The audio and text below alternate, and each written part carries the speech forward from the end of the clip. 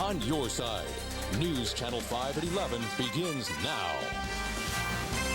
Has everything changed? The Buckeyes' rivals for the championship was a sure thing until tonight.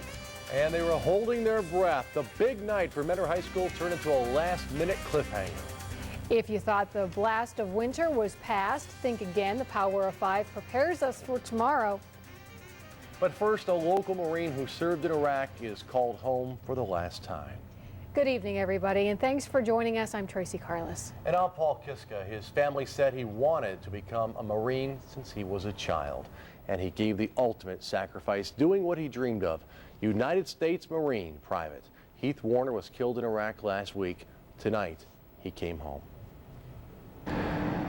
Just before 7 o'clock Saturday night at Hopkins International Airport, police and Marines escort the procession carrying the body of 19-year-old Private First Class Heath Warner.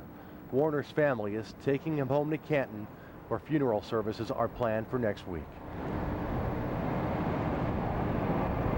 Heath Warner's friends and family say Warner wanted to become a Marine since he was a child. Last week, his mother and father shared these pictures of Heath, some as a child, and said Heath believed in what he was doing. My son, I believe this was his calling. I believe God put this in his heart to do this. This is about Heath.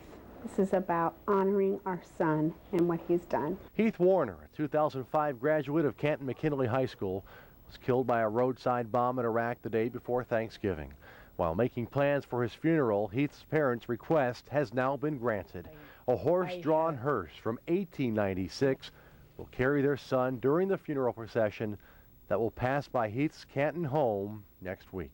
You raise your kids to give them wings to fly, and he was flying to do his dream, and it was a very honorable and noble thing.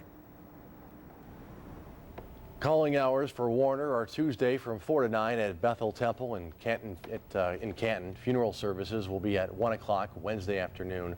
The family of United States Marine Private Heath Warner wants their son to be buried at Arlington.